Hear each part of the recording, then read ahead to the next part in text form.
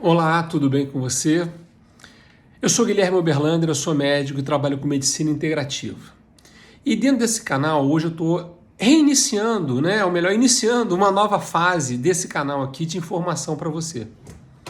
E assim, eu pensei em diversos temas, mas eu percebi que o tema inicial, que eu acho que é fundamental, é explicar o que é medicina integrativa. Assim, o restante das postagens que eu for fazendo vão ficar mais fáceis. Então, o que acontece hoje?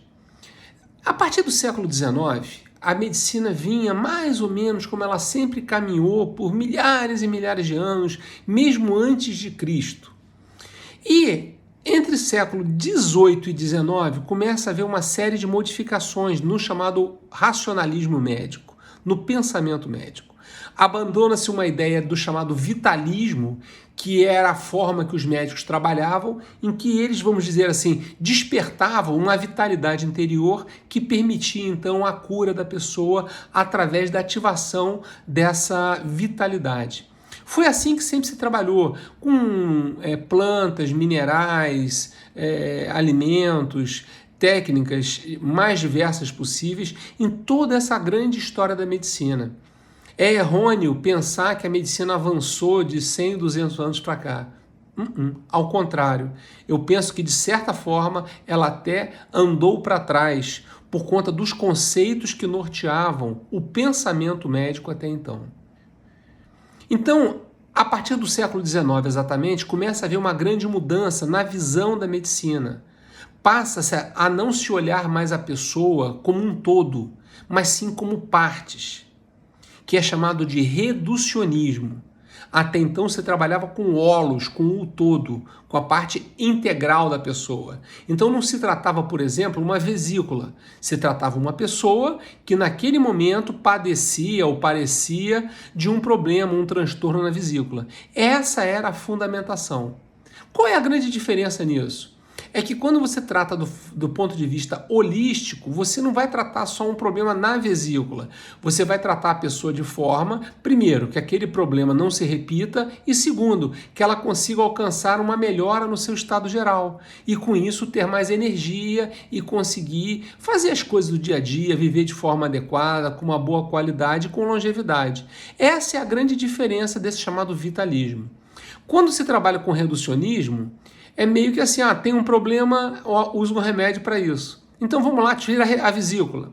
Tá, faz um procedimento cirúrgico, sucesso, mas retirou uma parte da pessoa e não tratou o restante. O que levou aquela vesícula a se desregular?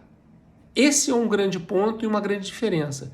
Então, via de regra, com o tratamento mais voltado para o reducionismo, não se trabalha a causa do problema, a origem, a chamada etiologia, que mais à frente, na grande maioria dos casos, vão causar outros problemas. Mais um exemplo para você, bem clássico.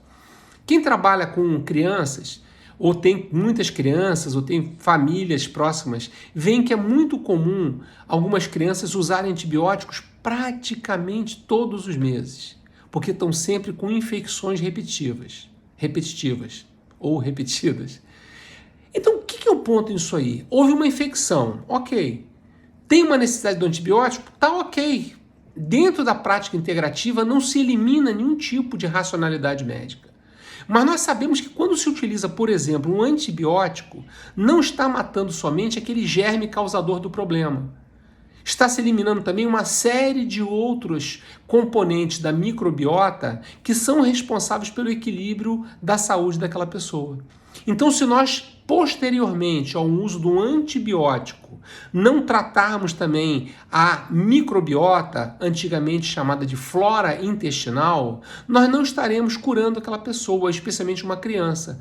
Ou seja, a sua microbiota ficará enfraquecida, o que geralmente permite o crescimento de novos germes patogênicos que adoecem, e aí uma nova infecção se instala, muitas vezes num tempo muito rápido. E aí se usa um outro antibiótico, e aí se faz a mesma coisa, até que aquele antibiótico não tenha mais poder de tratar a pessoa e aquilo se torne uma infecção resistente.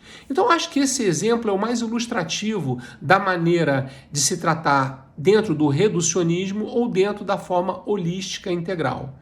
Então, a medicina integrativa, ela prima por isso, para valorizar todos os tipos possíveis de técnicas, como eu digo muito, de racionalidades médicas, no meu caso como médico, ou racionalidades terapeutas, se você é um terapeuta ou se trata com um terapeuta, não vejo nenhum problema, desde que seja competente. Então, nós aprendemos a utilizar várias técnicas. Por quê? Cada pessoa é única. Esse é um outro princípio que eu carrego assim dentro de mim na minha profissão. Cada pessoa é uma, não existe repetição. Então não existe remédio repetido. Cada pessoa necessita de uma necessidade específica em algum momento da vida. Então, dentro da prática integrativa, nós também vemos, não, eu posso tratar essa pessoa, por exemplo, com uma ashwagandha, que é um excelente fitoterápico da Ayurveda, que eu uso com muita quantidade, porque ele é um regulador. Ele estimula o organismo quando ele está precisando e ele abaixa a frequência quando também necessita. Nós chamamos de adaptógeno. Ele faz o organismo se adaptar a um processo fisiológico. Podemos tratar com aminoácido, podemos tratar com enzimas digestivas, com pró e pré-bióticos fundamentais para poder compor uma boa flora intestinal e assim por diante. As práticas como a homeopatia, medicina ayurveda, medicina chinesa, medicina tradicional dos povos americanos, a alopatia, a fitoterapia, aromaterapia, ozonioterapia, todas essas técnicas fazem parte desse rol de conhecimentos que um médico ou um terapeuta integrativo necessita ter. Dessa maneira, mais uma vez, individualizamos o tratamento de cada pessoa que nos procura, de cada paciente em busca de mais saúde, mais qualidade de vida, mais longevidade.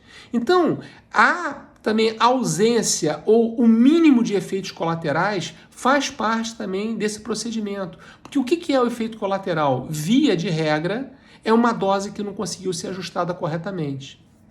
Sabemos que existem casos em que a pessoa realmente tem uma intolerância ou não se adapta com um determinado medicamento, seja ele qual for, alopata ou fitoterápico ou aminoácido.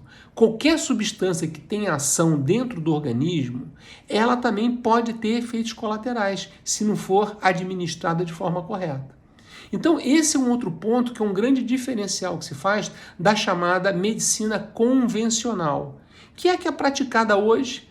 Praticamente, eu assim, sem nenhum tipo de menosprezo pelos colegas, com todo respeito, mas a minha percepção é que hoje nós temos muitos técnicos em medicina e poucos médicos de verdade. Porque o médico de verdade é aquele que analisa o seu paciente, ele se interessa por aquele caso, ele quer verdadeiramente resolver. Hoje há um consenso entre alguns colegas que tem doenças que não têm cura, são incuráveis. Eu já não penso bem desse jeito. Eu penso que sim, praticamente todas as doenças têm cura. Nem todo mundo consegue chegar à cura, aí eu concordo plenamente. Mas as chamadas doenças incuráveis apenas são doenças que não conseguimos chegar ao quê? Na etiologia, na sua origem, no cerne da questão. Por isso é necessária uma investigação. Seja qual for o método de investigação que você domine, que o seu terapeuta domine, mas é importante que haja essa investigação. Quando tem a investigação, facilita encontrar então o ponto que não está equilibrado naquela pessoa e com isso promover o processo terapêutico e consequentemente a cura da pessoa, do nosso paciente, do nosso interagente, o nome que nós queiramos dar para essa pessoa. Então, essas orientações dentro do que é a medicina integrativa ou as práticas integrativas, ela é fundamental para que você possa ter o poder de escolha, de ver, não, eu quero me tratar dessa maneira, eu quero me tratar dessa outra maneira. Não há nenhum problema, contanto que quem o trate tenha bom senso, tenha uma visão ampliada e não se atenha simplesmente ao que ou a indústria farmacêutica, ou a grande mídia, ou a grande massa quer que aquele médico, aquele profissional de saúde pense. A independência de pensamento do profissional de saúde é fundamental para que ele tenha qualidade, para que o seu paciente tenha efetividade no tratamento que ele proponha e que, principalmente, ambos tenham a consciência tranquila e possam viver em paz e com longevidade. Então essa primeira parte de hoje eu falo um pouco dessa parte da medicina integrativa e gradualmente eu venho falando de algumas técnicas, de algumas possibilidades e de algumas situações de saúde. Até a próxima!